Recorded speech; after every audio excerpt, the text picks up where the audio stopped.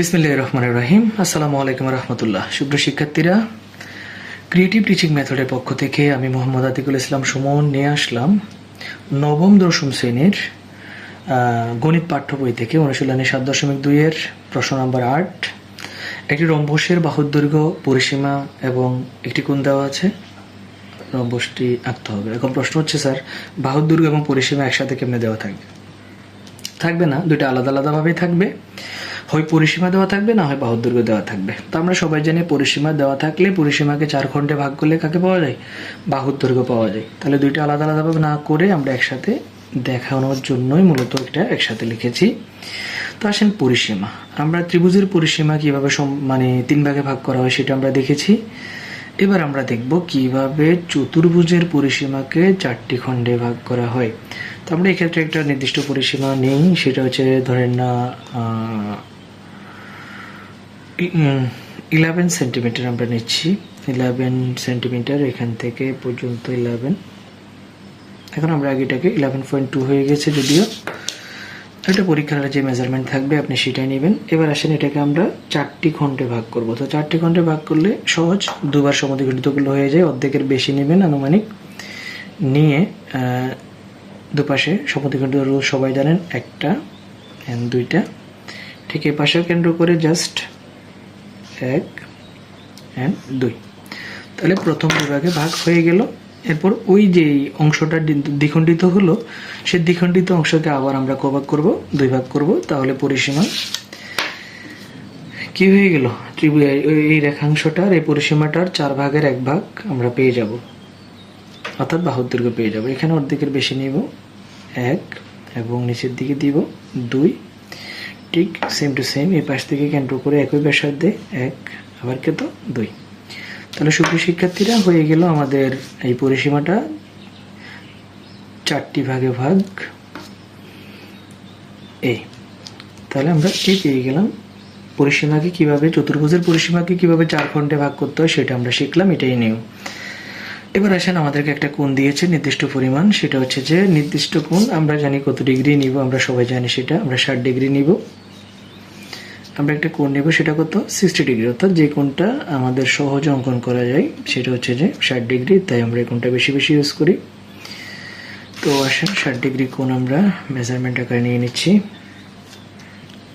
প্রথমত এখান থেকে নিয়ে একটি বৃত্তচাপ দিলাম। এই বৃত্তচাপ আবার এখানে একটা দিলাম, হয়ে গেল 60 ডিগ্রি। এই পর্যন্ত আমরা অনেকবার এইটা এঁকেছি, তো এটার ব্যাখ্যা দেওয়ার প্রয়োজন নেই। আবার শিক্ষার্থীরা অনেক সহজ এটা আঁকতে পারবেন। তাহলে এই হলো যে আমাদের মোটামুটি মেজারমেন্ট আমরা পেয়ে গেলাম। এবার আমরা আমাদের রম্বসটা আঁকবো। তো রম্বস আঁকার জন্য আমি এখানে নিলাম, নেওয়ার পর ওই যে p/4 মানে p এর 4 ভাগের 1 ভাগ নিয়ে আমি কি করব, আমার এই নিলাম। নেওয়ার পর আমি এখানে কেটে নিব, বসাবো, বসাই কেটে নিলাম। নামও দিলাম, যে কোনো রশ্মি বি দিলাম, বি থেকে p/4। তাহলে BE p/4 মানে কত? পি এর 4 ভাগের 1 ভাগ। তাহলে p/4 নিয়ে কি কাটলাম?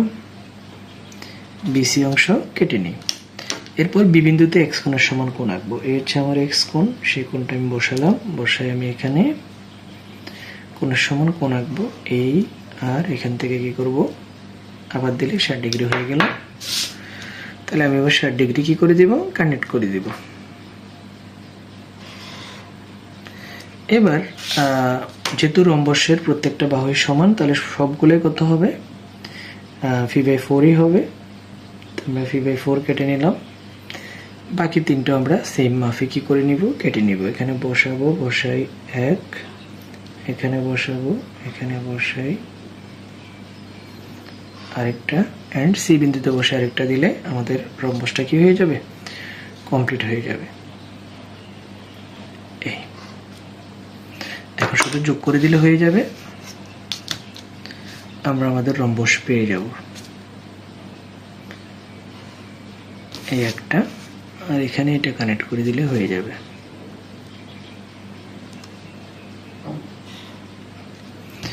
এটার নাম দিব এ, আর এটার নাম দিব ডি, এটার নাম দিব এফ। তো ডেসক্রিপশনটা আশা করি সবাই পারবেন। বি থেকে পি/4 এর সমান ব্যাসার্ধ নিয়ে বিসি কেটে নিই।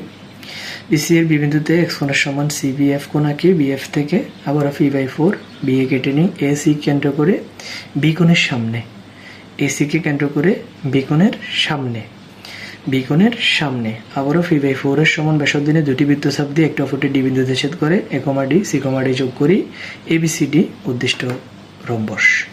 Thank you. পরবর্তী ক্লাস নিয়ে আসছি খুব তাড়াতাড়ি, পাশেই থাকবেন। আল্লাহ হাফেজ। আসসালামু আলাইকুম রহমতুল্লাহ।